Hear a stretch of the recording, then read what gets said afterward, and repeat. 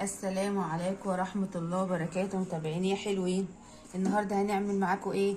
فطيرة الجلاش. معايا لفة جلاش اهي، خدت منها واحدة عشان هبتدي معاكم اعملها. معايا خليط من السمنة والزبدة، عشان الزبدة بتعمل لها ترويقة كده. وده المهلبية اللي انا بعملها معاكم زي عملتها معاكم في الكنافة من غير سكر. كل كوباية لبن عليها معلقة مليانة نشا، وعلى النار، وهتبقى بالقوام اللي انتوا شايفينه ده. نبتدي بقى معاكم. اول طبقه عشان نعمل فطيره الجلاش البورسعيدي المشهوره عندنا. اصلا مفيش حلواني عندنا في بورسعيد الا لما تلاقيه بيبقى ايه؟ فطيره الجلاش. بصوا واهو، دي اول طبقه.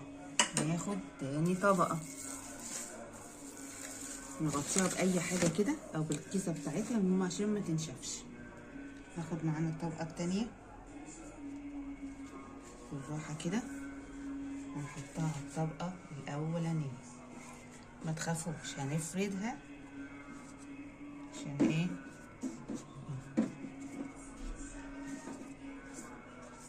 نفردها مع بعض، مش عايزين نطول على بعض. بصوا في كل حتة زبدة وسمنة، ده اللي هيخليها مروقة معاكم. اهي نحط الطبقة التالتة، الطبقة التالتة بتاعت فطيرة الجلاش. نظبطها كويس شوية، لازم تبقى ايه؟ مظبوطة على اللي تحت. بصوا الحلويات دي عايزة صبر، مع ان ده سهل وبسيط. يعني انا لما وعدتكم حلوياتي سهلة وبسيطة. ندهنها بردك بنفس الزبدة والسمنة. نجيب بقى ايه؟ بصوا دي ورقة جلاش، انا قسمتها 2، احطها في النص هنا. ليه؟ عشان تحمل معانا ايه؟ المهلبية بتاعتنا. حطينا طبقة المهلبية بتاعتنا. نعمل ايه بقى؟ نطبق كده. بصوا كده اهو، لازم نحط سمنة اهو عشان تبقى ايه؟ فطيرة الجلاش اللوز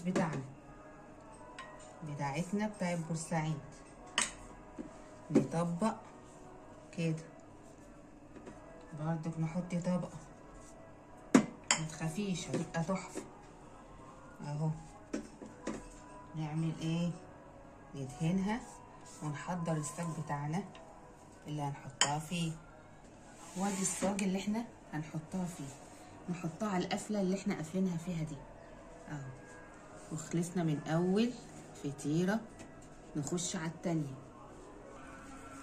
وادي الطبقة، انا عملت 3 طبقات زي المرة اللي فاتت، بس عشان ما اطولش معاكم الفيديو ويوصل لكم المفيد وبس. يعني ايه؟ يبقى ايه؟ وصفة خفيفة لذيذة على قلبكم. بصوا نحط دي زي ما احنا اتعودنا عشان تحمل معانا ايه؟ الزبدة اللي اسمه ايه ده؟ المهلبية. بصوا الجمال. بصوا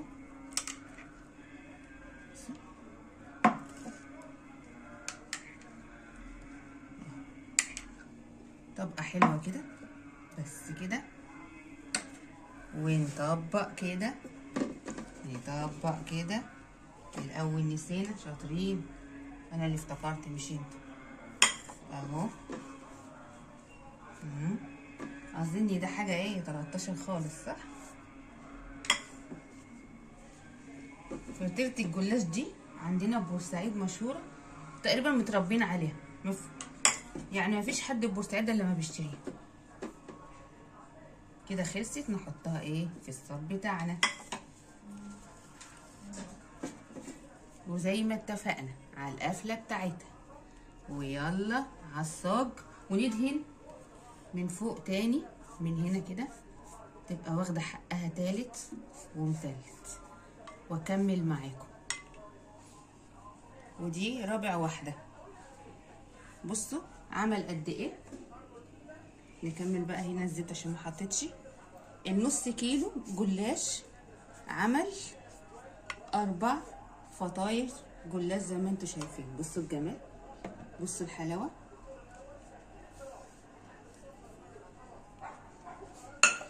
وفضل كمان معانا مهلبيه، مش هرميهم، لا انا هحط عليهم شويه شوكولاته وشويه سكر واعملهم بودنج بالشوكولاته. ما شاء الله اما طلعت من الفرن حكايه. هنحط ايه بقى؟ العسل وهي سخنه. بصوا عسل تقيل هو بتاع الكنافه. بصوا هعمل لكم هنا عشان تشوفوه. بصوا حكايه. هنسكت كده؟ لا، هنرش عليه سكر بودره. هي كده. دي فضيله الجلاش بتاعت البورسعيديه اللي قلت لكم مشهورين عندنا، كل الحلوانيه بيعملوها. سكر بودره. يسكت كده؟ لا، لسه الخطوه اللي بعد كده. حته قشطه بقى هتودي في حته تانية. بصوا بصوا الجمال وهي سخنه. بصوا وهي سخنه هتسيح عليها. بصوا الجمال. بصوا بصوا سكر بودره. بصوا القرمشه سامعين؟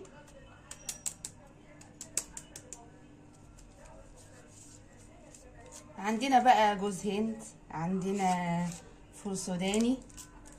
بصوا وقت كل ده هيسيح على فطيرة الجلاش وجمالها. طبعا انا ما بحطش في المهلبيه سكر عشان بكتفي بالسكر اللي في العسل والسكر البودره اللي بحطه والقشطه، كفايه كده. انا بقى عندي جوز هند اهو، تبقى متكامله. ممكن برضه نرش على شويه سكر بودره تاني اهو، عشان طبعا هي شربتها. بذمتكم نحط بقى سكر تاني كمان مع المهلبيه؟ ده كده كفايه خالص. وعندنا بقى الحمام بيعملوا ايه؟ بيقسموها نصين كده. ها بصوا بصوا، وبيقسموها كده كده اهو، وبيحطها لنا في الطبق كده. بالهنا على قلوبنا وقلوبكم. ما تنسوش تجربوا الوصفه وتشتركوا في القناه وترنوا الجرس او تفعلوه وتجربوا ايه فطيرة الجلاش البورسعيدي. سلام عليكم.